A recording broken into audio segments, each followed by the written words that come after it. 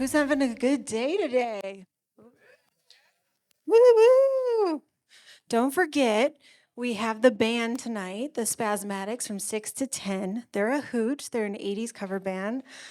And you're allowed to invite friends. Have them come back. We got the whole lot that's going to be set up. Drinks, band, 80s party. Hope you all will stay. But without further ado, I am so proud to introduce you to Paul Debevec. He is the Chief Research Officer for Eyeline Studios, powered by Netflix. He said I could say, powered by Netflix. Paul Debevec is Chief Research Officer at Netflix Eyeline Studios. He's the adjunct research professor at the University of Southern California and a governor of the visual effects branch of the Academy of Motion Pictures Arts and Sciences. Paul's work in photogrammetry, high dynamic range, image-based lighting, photoreal digital characters, and virtual production was recently recognized with a Lifetime Achievement Emmy Award and has contributed to the Oscar-winning visual effects in The Matrix, Spider-Man 2, The Curious Case of Benjamin Button, Avatar, Gravity, Ex Machina, The Jungle Book, and Blade Runner 2049. Just little projects. How do you have a Lifetime Achievement? You're not even that old. Paul Debevec. Awesome. Okay, thank you for that introduction, and also thank you for an amazing virtual production summit. I'm so excited to have a chance to share some of this work that I've done with some colleagues at Netflix and at Eyeline Studios that we call Magenta Green Screen. Oh, I'm going to use my mic. Sorry. I'm so excited to be able to talk about some of the work that I've done with Dima Smirnov, Chloe Legendre, Shuming Yu, and at Eyeline Studios and at Netflix on this technique that we've come up with to try to get good ground truth training data for natural image matting algorithms, and we call it Magenta Green Screen. So this talk is going to be about compositing. And if we take a look here, the kind of goal that you would like is, you might have an image and you want to get a good alpha channel for it because you want to put it onto a new background. And if the background is already a complicated background like you see on the left, then getting the alpha channel for it is a natural image matting problem. And the alpha channel generally is shown in this way where 0 means that's all background, 1 means it's all foreground element or actor. And the thing that's really important is all of those values in between, where the partial value is telling you about the transparency that you might have of the hair, due to motion blur, due to image defocus, due to actually maybe even holding a semi-transparent object. And if you want to put on a new background, you have to have the partial coverage on the new background for it to look accurate. And if you don't get it right, it's actually pretty noticeable. For some reason, edges of stuff are pretty perceptually relevant to folks, and even if it's whizzing by in a visual effects shot, if you see matte lines or if you see the edges are too hard relative to the motion of the rest of the scene, it doesn't look particularly realistic. So we'd love to have good ways of getting those. The real goal is actually not just to get the alpha channel, but you also have to reconstruct the foreground element. You have to figure out what the person would look like if the background wasn't there, because in those partially transparent little edges that you get, if you pull background along with you, then it's going to end up in your final result, and you don't want that to be part of the scene. So what we're showing this as is like alpha times foreground, which means it's a pre-multiplied alpha element. It just basically means it's your foreground element seen against black. And something that you have to remember is you don't end up having to multiply that by alpha again, because it's already on black. It already has those edges the way that we want to see it, and we just want to add it onto the background if we've created a hole in the background to put the actor into. And we create a hole in the background by using actually the inverse of the alpha channel, sometimes called a holdout matte. And you want to multiply that against the background. That creates an area of black where you can then just add your foreground element on top of, and that will hopefully make a nice composite that we're going to call with the letter C. So all that can be expressed mathematically using the matting equations. These are how they were written by Porter and Duff something like 40 years ago. And the problem with this is that if you just start with a single image of the actor already on a background, and you want to figure out the RGB color of the foreground and the RGB color of the background and the alpha value, you're trying to figure out 7 numbers from a single RGB value. And even if you've shot a clean plate, so you already know what the background is,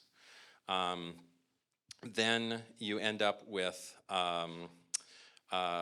still needing to know the foreground red, the foreground green, the foreground blue. and alpha from only 3 observations there on the left. So we have this fundamental problem of trying to record 4 channels of data, or wanting to get 4 channels of data, and we typically only have a 3-channel camera. So we're wondering, is there a way that we might be able to do that using somehow machine learning? Well, people actually have been working on that, and there's a lot of very interesting papers going on at the Computer Vision Pattern Recognition Conference, the SIGGRAPH conference. There's some nice work coming up even this next week in doing matting algorithms as well. And you can kind of see what the results look like here, and they're getting better and better. And some of these are even getting put into software that you can use for keying. They're not production ready, generally speaking. You wouldn't just say like, okay, we're totally ready for this stuff, and we don't even think about whether the alpha channel is going to be good enough. We're probably going to have to still tweak it a little bit with some additional compositing work. And it's possible that one of the reasons for that is that the training data for these algorithms actually came from imperfectly keyed image data sets. So this is the VideoMat 240K data set, which was put online, and a lot of these academic publications train on this kind of compositing data. And if you actually go and look at some of these images, there's 240,000 frames of data. It was originally shot on green screen and then just run through automated keying algorithms. And unfortunately, they didn't do a good job of isolating the foreground element. That's not showing alpha times foreground on black. It's brought a lot of that white background around in the edge, and it's, I guess, despilled it so the green edges turn into white. But that's not a good foreground element. And the alpha channels aren't super great either. They're a little bit inconsistent in terms of what kind of transparencies they figure out. They tend not to have good motion blur on them. A lot of the data wasn't even shot with motion blur. And so it would be a lot more interesting to see how well these algorithms can do if they were trained on good ground truth alpha channels. So that's sort of our goal, is to try to figure out a pretty much automated way so we can get hundreds of thousands of frames of actors seen on black with a ground truth alpha channel. And the idea that we're going to talk about is something that we call Magenta Green Screen. And the basic idea is that we'll film actors on green screen. That's a good leg up if you're trying to do compositing. But the green channel of an actor seen on green screen doesn't just give you your matte, because the actor also is reflecting green light, and the pixel values aren't like 1 for the background and 0 for the foreground. That you have to kind of figure out how to get rid of the actor out of the green screen, and that's the general keying problem. That's that extra degree of freedom that's in there. So our thought was, well, in a virtual production stage, you're surrounded by RGB LEDs. Why don't you just turn off all the green light on the actor, keep the green screen back there, and now the green channel of your image is exactly the inverse of the alpha channel without doing any computation or keying or anything like that. You just, and that's already reversed it into alpha, but that's just literally recorded in high quality on set. You don't have to do anything particularly complicated there. The problem is, of course, then you end up with this image of the actors lit by magenta light, only red and blue, and that's going to look weird as a foreground element, so somehow we have to restore the green channel. And that's where we put in a light dusting of machine learning. We take some images of the actors, like in rehearsal, before we turn off the green light on them, and we have a machine learning algorithm restore the green channel, and it turns out that just totally works. So we don't need to insert the green channel. We can figure that out with the ML technique. And the actual way that this looks on set, it's not as extreme as you see on the left there. The image there on the left with the actors on green, we've already dematrixed it so that the red, green, and blue channels correspond to the response under the red, green, and blue LEDs. So everything looks super saturated. On set, things look a little bit more like they are on the right, where it's more like a pink light than a super saturated magenta. However, you don't necessarily want to be in that light all day, so we can just hide that from the actors using a time multiplexing technique. So we just rapidly go from magenta green to green magenta. If you do that fast enough, it's above the flicker fusion rate, and it doesn't bother anybody, and the cameras just shoot an exposure that only picks out the frames that you actually need. So you can do it that way. So going forward and looking at kind of what we're doing, the fundamental problem is that, as I said, we really want to get 4 channels of data but we have a camera sensor that only shoots 3 channels of information. And there's various kinds of keying techniques that are out there that try to reconstruct that, but they're all somewhat manual. And if you just look at these 4 channels that we want, we say we only get to choose 3 of them, and the last one we're going to have to make up somehow. You probably wouldn't naturally just choose the first 3, because that last one, the alpha, is the one that looks different from everything else. So given that alpha channels are really important, maybe we should actually pay attention and shoot that, and then figure out how to restore color appropriately with just the other 2 channels.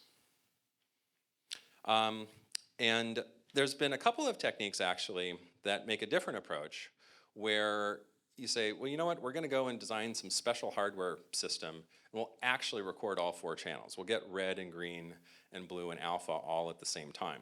And one of those is infrared matting. And let's see here. I don't know if this video is going to load because it's coming over the internet. We have somewhat interesting Wi-Fi here, but let's give it a shot. And there we go.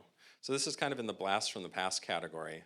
But this was our SIGGRAPH 2002 paper, where we thought it would be neat to put together a system where we surrounded the actors with colorful LEDs and displayed images of the environment that we're supposed to be filming them under, so that they'd be lit right for that environment. And we did that with 156 of these RGB LEDs that we were controlling using a real-time system.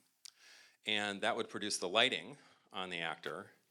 But since we were concerned, since LED panels wouldn't become available for another 2 years, we would need to do some compositing, because we wouldn't have dense enough panels behind to just do an in-camera background. So we put together that beam splitter system, and there's 2 cameras. One of them's color, one of them's infrared, which is really just a black and white camera that's panchromatic. And we block the visible light from that. And behind the actors, we put infrared cloth lit by kind of infrared LEDs. So the actors, basically, the color camera sees that actor on black, which is you want. And then if you look here, this is what the infrared camera sees in just a second. Boom. And we went to some effort to synchronize the 2 cameras. And if you get a clean plate of that infrared image, that's the clean plate. If you divide that out of all of the footage you have and do that in linear space, then it gives you pretty much your holdout matte, just photographed. And again, you don't have to do any keying algorithms. If you make sure the 2 images are in alignment, then you can composite your actor into your background environment. And so that particular example was done using an HDRI map as the environment. And if you watch the rest of the video, we do a couple of CGI environments and try to have actors lit interactively with light from some 3-dimensional scenes. And infrared compositing actually is also related to a much earlier technique that was pretty fun, and I'm a huge fan of, called sodium vapor matting. And in this technique, which was actually used in a number of films by filmmakers kind of in the 1960s, they would reuse a 3-strip Technicolor film camera, which you didn't really need once we invented color film. We didn't need to run 3 strips of black and white film through a camera to get color, but these were still sitting around. And someone had the idea, I think it was even Petro Vlahos, to run 1 strip of black and white film in to get the matte and a strip of color film to get the color. And the question is, how do you get the matte? Well, people actually had experimented with infrared for your matte back as early as the 1940s. Leonard Pickley, I think, is the first reference I found from 1946. But the problem is that lenses on cameras aren't really designed to get the near infrared light to the same place in the film as they get the red and the green and the blue light. So essentially there's like really bad chromatic aberration effectively for infrared.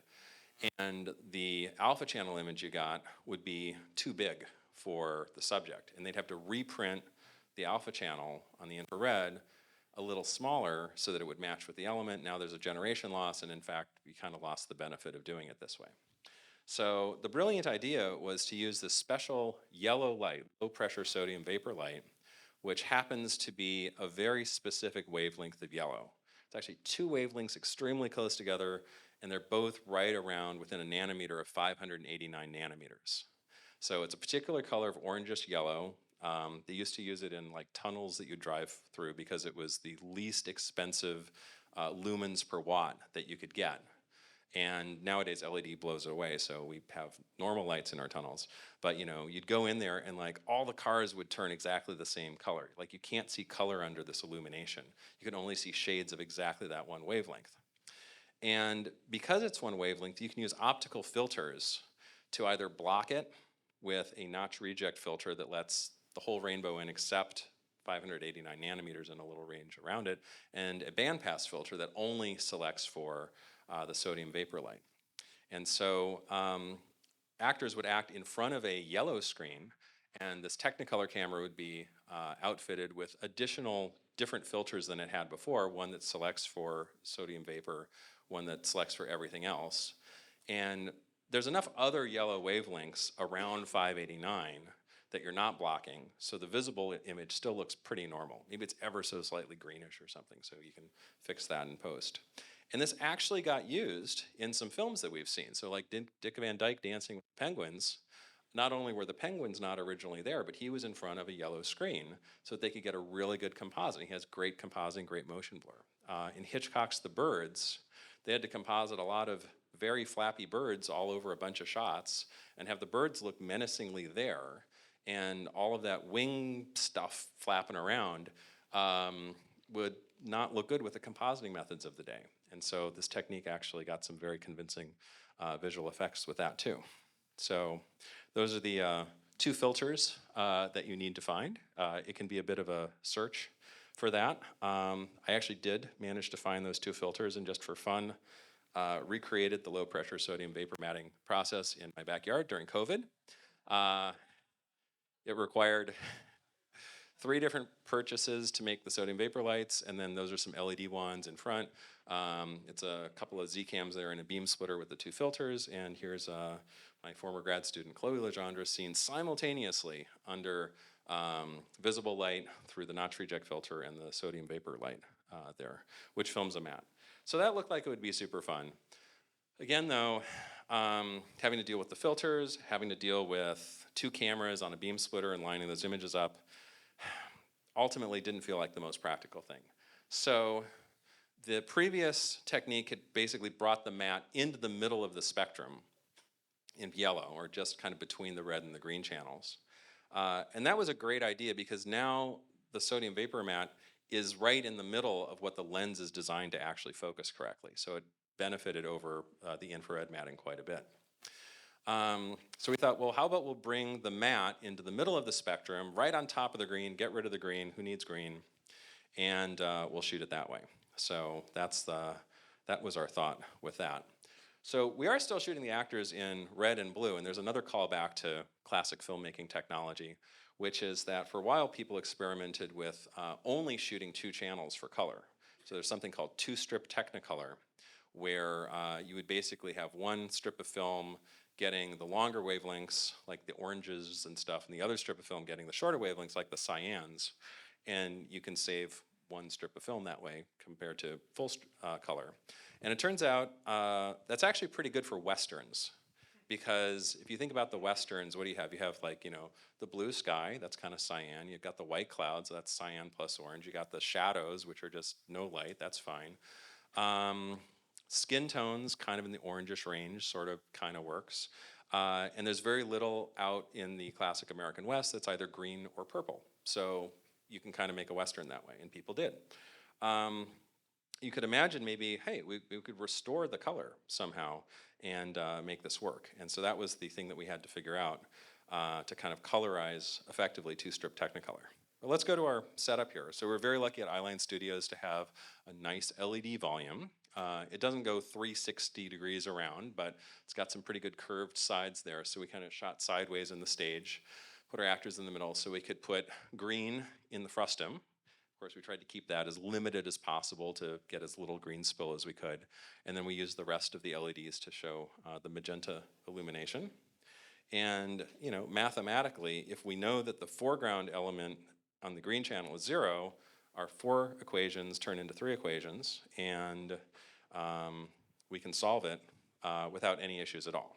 And in fact, you don't need a fancy, expensive virtual production stage to do this too. This is also a thing available for one to do in one's backyard. And a couple of $80 LED ones that you can set to green or red plus blue for magenta, and you can do the setup yourself. And all of our first tests were done just using that low-cost setup. So this is Danielle and Naz, who work with us at Netflix and Eyeline. And they're holding some transparent bottles. One's a little reddish, one's a little bit greenish. And this is how we got them filmed under the magenta green. Now, it would have been convenient for us if we looked at the pixel value of the green pixels once they're filmed by the camera, and it was like 0, 1, 0. And if we looked at the magenta pixels, and there was absolutely no green in them. Unfortunately, cameras are designed to have crosstalk in the sensors. And as a result, when you put pure red on the stage, you don't only get the red channel lit up of your camera. When you put pure green, you don't get just the green channel. And pure blue, you don't get the blue channel.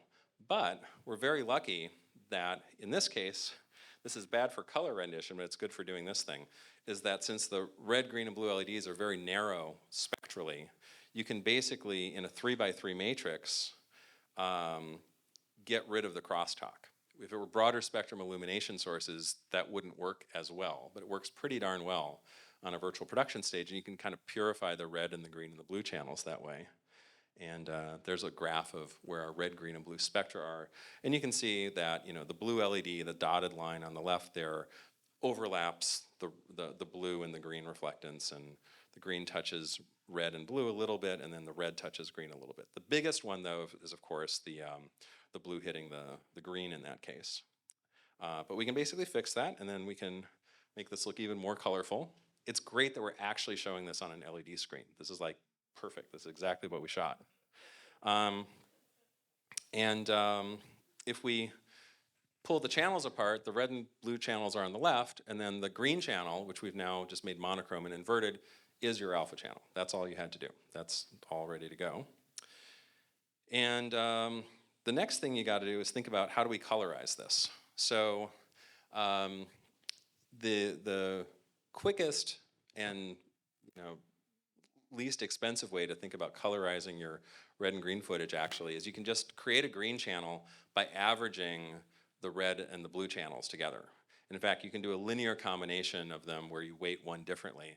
And it turns out if you weight toward red or toward blue a little bit more, you can get any particular person's range of skin tones to work out. But you'll notice that their shirts are a little less colorful than they actually should be there. So that could be a real-time way to visualize it on set. So at least white things look white, black things look black, and green and purple things will end up looking gray at that point. But to do it a bit better, let's turn to machine learning, where we have some sort of network that we want to have the input to the network be the red and blue channels of an image, and the output's the green channel of the image. And then you can put them all back together and make a nice colorful image. And turns out there's actually lots of neural networks that have been trained to colorize images actually for a harder problem, which is colorizing black and white to color. So if you've got a black and white image, you've got one color channel, and then you need to generate it into 3. So you're kind of making up 2 color channels, and you've got 1. We've already got 2 color channels, we just need to make up 1 more. And that's an easier problem. These are a couple of image colorization algorithms that do okay, but there's a bit of ambiguity. We thought that since we have our actors around, maybe we'll film a rehearsal take of the actors where we don't turn off the green light, we just leave it black in the background. So we get a rehearsal take that'll show the network what these actors are supposed to look like. They're not doing exactly what they're gonna do when we actually shoot the real take, but it gives you training data, because every single one of these frames here, you can use its red and blue channels as training with a known green channel. That's what it's supposed to be. So you train your network with that. And it turns out that works really, really well. So we didn't have a green channel for these folks, and machine learning made one up, and it's pretty good. So there's our foreground element. And let's see what we can do next. We'll take our alpha as a holdout matte, we'll put them on a new background, And there's a pretty good composite. And we can compare it to what they look like on another background. And then I think it'll show in a moment kind of a ground truth comparison. Turns out we're on an LED volume when we're shooting all this. So we can actually just put that image that we want to be in the background, just put it on the LEDs. So on the right, that's filmed as an in-camera visual effect with no magenta green trickery. And on the left is the result of shooting at magenta green, recolorizing the green, and then using the alpha from that to composite onto the stage here. So we'll play that one more time. So there's the left. It's using magenta green. The right is the actual ground truth comparison. And they're pretty close. And here's a close-up with some of that difficult blonde hair situation. Danielle actually, I didn't even ask her to wear a green dress. She showed up with a green dress. And that would normally, be not the best thing for a green screen.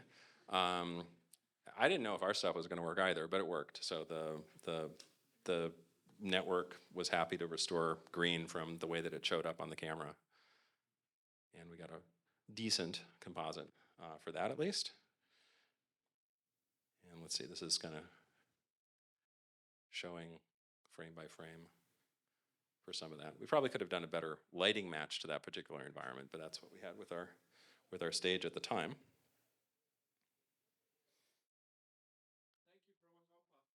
Oh, okay. Thanks. I'm really worried because there's people in this room that are way better at looking at composites than I am, and I'm totally speaking out of turn at this point. But so let's see here. Alpha channels actually should be full color, right? I mean, if you happen to be holding like a transparent red bottle or transparent green bottle, your alpha channel shouldn't be just one channel, it should be full color, right? You actually, if you film training data of the alpha, so what you would do is you actually film another rehearsal of the actors where you turn off all the light on them, which could be a little dangerous, hopefully they can see where they're going, and you just light them from behind with white light, then you can get a 3-channel alpha as your training data, and then you can actually colorize your alpha channel too. So why not have an alpha channel that actually has the right colors for the bottles there, if that's important to you, if that's what your scene needs. And then you actually get a somewhat better composite for the bottles there. So on the right, hopefully not too much of that's behind everything else that's in front of the screens here, but the bottle's a little bit more green there because the transmission as well as the reflection is showing the green alpha. Now you don't have to do it with magenta and green. You can actually pick any color channel to use as your alpha and then have to restore. And we picked green just because green screen's common. I think green screen's common mostly in the digital world because you get the most pixels in your green channel, right? That's half of your pixels on a Bayer pattern versus 1/4 of them for red or blue. But you don't have to do magenta green screen. You can also do cyan red screen or yellow blue screen. And we did some yellow blue screen. It was actually nice. Actually, somewhat more pleasing light to be under. And here we're having to colorize the blue channel way at the end of the spectrum. We thought that would be harder to colorize, maybe because you're using red and green to predict blue, and blue's off at the side of them instead of using red and blue to predict green, which is in the middle of them spectrally. As far as I can tell, it worked just as well. So maybe at that point, I kind of said, oh, we should just call it the yellow blue screen paper, but it was like too late. We'd already submitted it. So the thing is that it would be nice actually if the lighting looked normal to everybody on set instead of these strong cues. It came up earlier that being on a green screen just behind you all day can be annoying. So imagine having a big strong hue in front of you all the time. And so we'll see if this video wants to play, but we have kind of our second blast from the past because we're going to try to sneak some little patterns into what we're doing here. So this was the SIGGRAPH 2005 paper where we'd added a bunch of white LEDs to our light stage 3.5 system. And we had enough money to buy one phantom camera, which would shoot up to about, some of this was shot at 4,000 frames per second. And so the idea was that we would rapidly go and shoot every possible lighting direction for every frame of film. So why not for every frame of film get 180 lighting passes on your actor, because you can do a lot of relighting. And one of our lighting passes sneaked in this little matte frame in the sequence. So we turned off all the light on the actor, threw light onto this gray board behind the actor.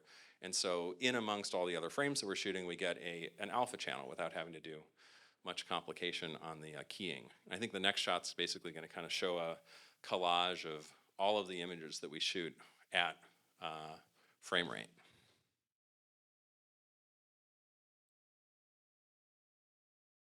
And the whole idea is like you run through this fast enough that it doesn't drive people batty. And that's where we're going at as high a frame rate as we were. And then you can relight in post and put a different background in post. You can also mix and match your lighting conditions and show the same performance lit by your favorite HDRI map just by taking linear combinations of all your lighting passes. And so the thought would be that maybe if we thought of this pattern as this map pattern as something that we're just trying to hide in the sequence, we can make it invisible to the actors. And there's some other work we had to do to like restore the motion blur that you didn't get, so it looked like you just had a 180 shutter.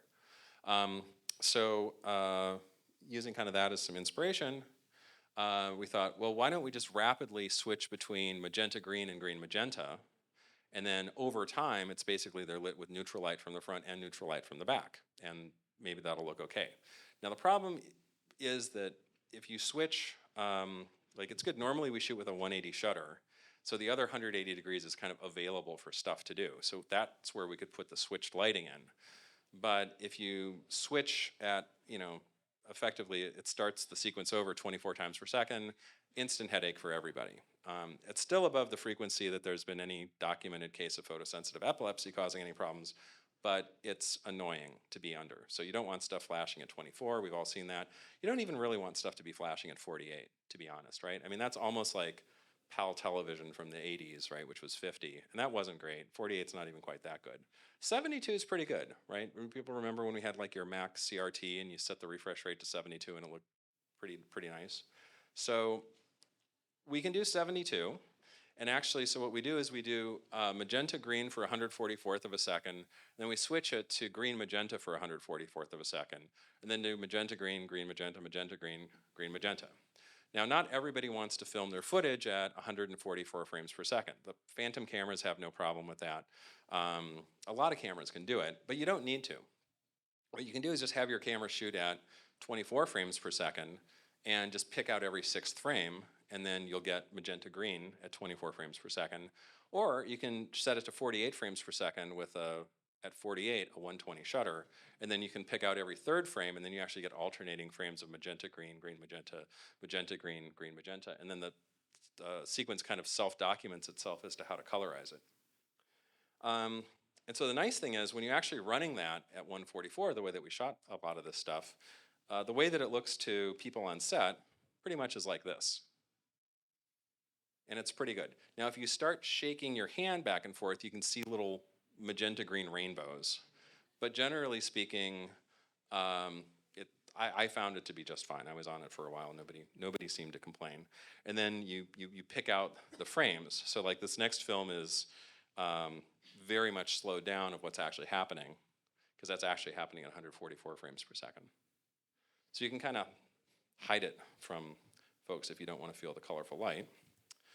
And here's some results done in that form.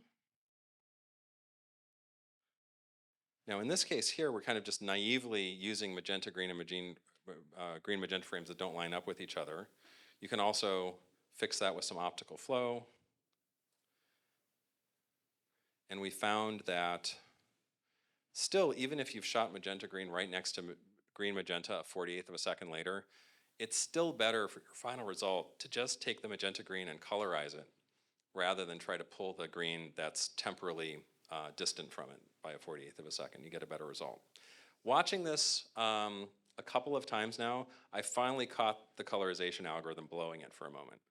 And it's kind of fun what happens. So I handed an almost identical red bottle and green bottle in shape to both people. And the worry is that the algorithm would confuse the red bottle with the green bottle. Mostly it doesn't, but if you look at Danielle, who's holding the green bottle, at some point she passes it in front of the red patch of her dress, and a little bit of that red light comes through the green bottle, and the network, since that probably wasn't in any of the training data of her holding it in exactly that position, guesses that it's the red bottle for a few frames, and the bottle turns red. So this is the worst error that we've seen so far. I'll play it again. So keep your eye on the green bottle from Danielle there.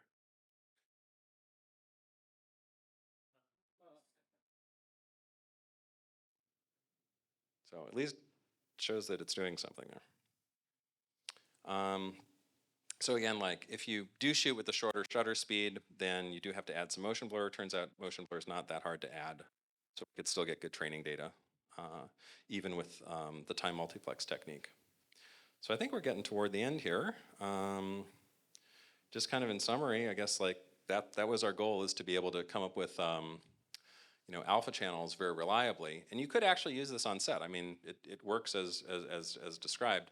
But really the reason for this is that eventually we could get a large enough set of training data so that we've got ground truth, foreground elements of actors, and their alpha channels, so we can just composite them onto all sorts of different backgrounds, and then tell a matting algorithm that's trying to do this relatively automatically, like, if you were to composite this actor off of this background, here's what their foreground element really should look like, and here's what their alpha channel really should look like, and have that be high quality.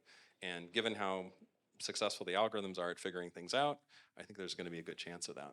And it does better than green screen. That's what happened when we ran a normal green screen algorithm on Danielle with her green dress. And the hair's better too. So some future work. Be interesting to see if you could train a generalized model for restoring green without having to have actor-specific data. Every image on the internet is a possible training example of what the green channel should be given what the red and blue channels are. So that would be a fun network to see how good that is. There's also this issue that, of course, we've seen that the LED lighting in virtual production stages has color rendition issues.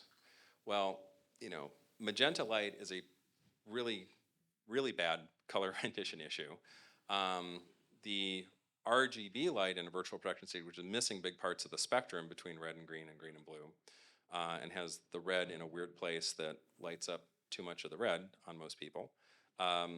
You could also think about using a machine learning algorithm to colorize that all the way to how you look under broad spectrum illumination, and just fix the color rendition issue of virtual production using a machine learning network.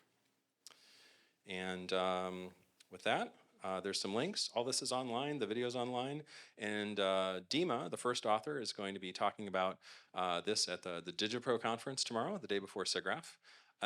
And I think we have time for just a couple questions. Thank you very much. Oh, one more thing, wait.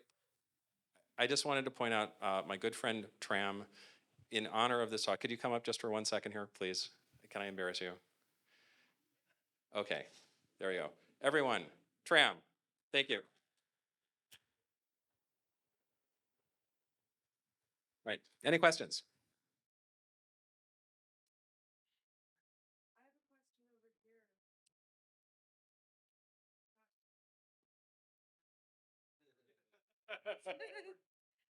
Thank you. Hi, nice to see you. I'm Heather McCann. My question for you is based on, I know some people here.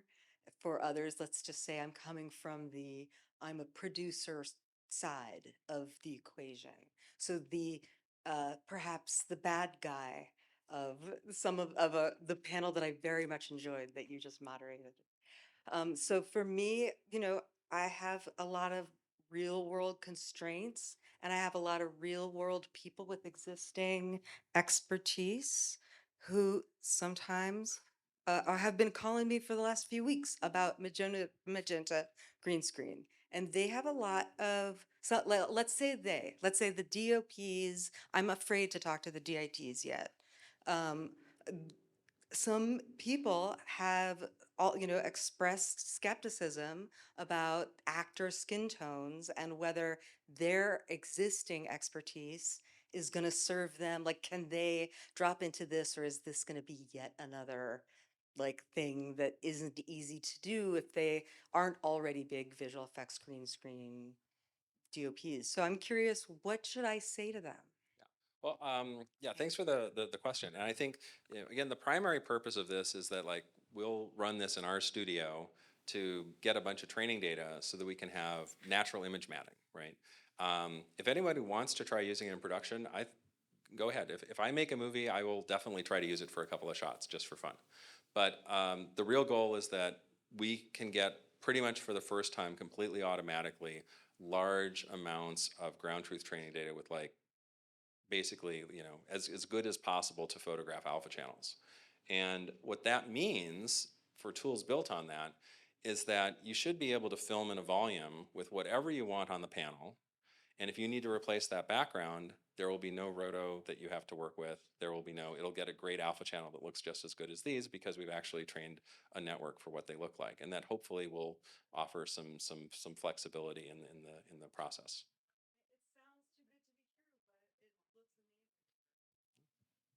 I got a quick question for you here, Paul.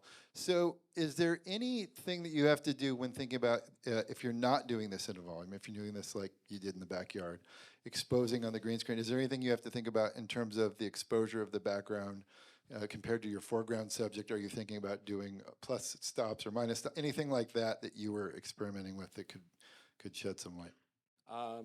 Yeah. Well, I think we pretty much put the green screen part at where a lot of people would. I think we did like 2 stops down from saturating the image or so. And then I guess you want the red and the blue channels on the actors just be well exposed red and blue channels. And just try to get a good exposure for that. We basically just exposed when the actors were lit by the white light and then kept that same exposure when we dropped the green out. Thank you very much. We have another question in the back. Hey, how's it going? Back here, it's Mitch. I'm curious, when you film somebody in a real world location, obviously pulling a depth map from that programmatically would be interpreted one way versus I'm curious if you film somebody on an LED wall like this, would the way that like a machine learning model interpreted that background, like in the case of pulling a depth map, so me standing in a hill versus me standing in front of an LED screen, does that get interpreted, by in a training data set? Does that get interpreted differently? Well, we're not, recording depth, right? We're just recording, alpha or opacity for this. There are very impressive algorithms out there that are like single image depth estimation. And one of the places those get used is that, if you use some image generator to generate a 2D image, and then you want to animate a little camera move through it, you hallucinate a depth map and then animate through that depth map. And not too bad, actually. Over the years, there's been lots of matting techniques proposed where the foreground background separation is recorded using some sort of like time of flight laser scanner, and that is usually fraught with a little bit of difficulty because like the depth imagers tend to be considerably lower resolution than your camera, and your mat needs to be every bit as good as your camera. And also when you get around edges where you need those partial transparent edges, which is really the hard part of matting, the depth cameras don't do very well on those. And you'll even sometimes get depth estimates that are like halfway between your depth and the background's depth, which is not helping anything for that. So again, this was our attempt, like what's the best possible way to get good alpha channels? And that works. If some of the work that we did at Google, where we were using camera arrays to get things we called like multiplane images, kind of a 3D representation of the scene. Those actually got very nice depth and partial transparency because we were solving for volumes of like RGB alpha data out of camera array material. And so, if you want to shoot with a camera array, that might be a good way to go. Do we have Ray Feeney up here? There's one right here. We'll do Ray right after. Hi, Paul. Listening to the questions, even though you said it in words, but those words might not have translated to people who are speaking normal production speak.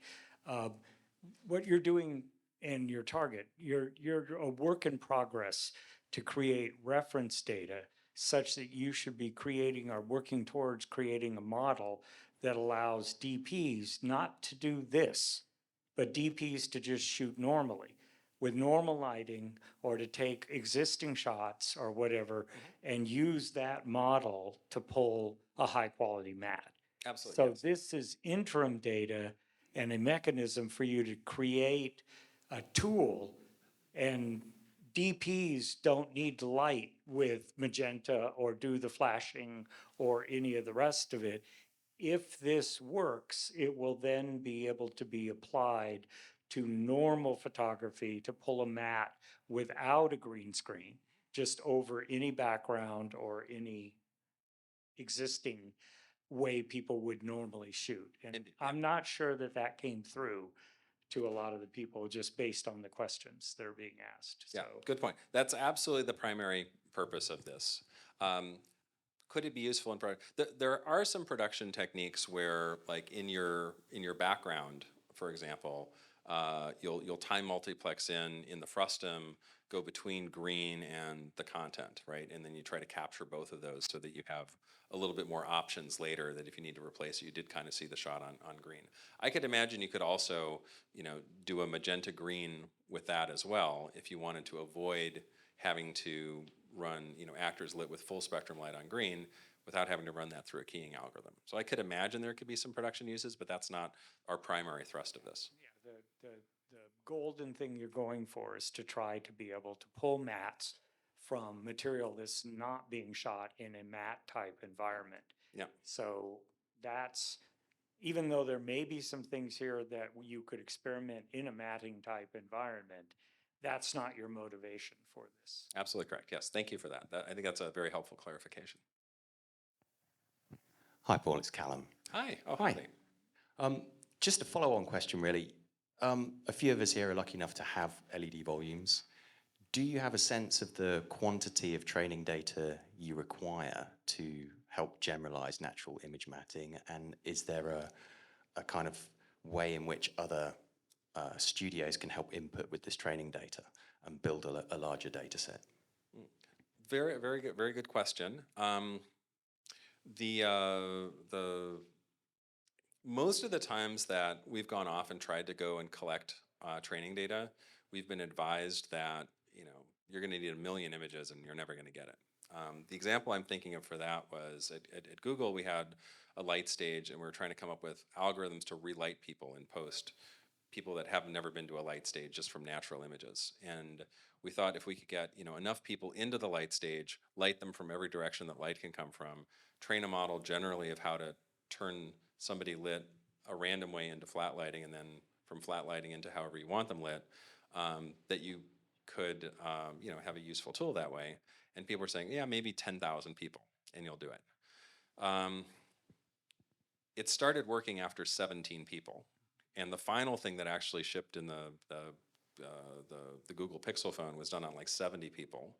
And I don't think we hit film quality with that, but it was basically kind of working. And I think maybe if we reworked it again, maybe with a little bit more data, you can do that. So I think there's a case that a lot of machine learning algorithms do need millions of images, but that's millions of images that were never shot intended for that purpose. And so it kind of has to find what it needed in a big data set of what it's trying to do. And if you have a very specific problem you're trying to solve and you have the wherewithal to go and shoot exactly what you need, maybe it'll figure it out more quickly.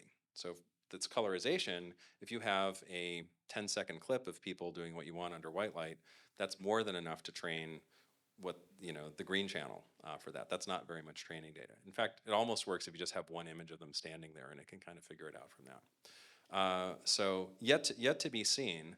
We're definitely going to look at movies and see like all the shots where, okay, we need close-ups, we need medium shots, we need wide shots.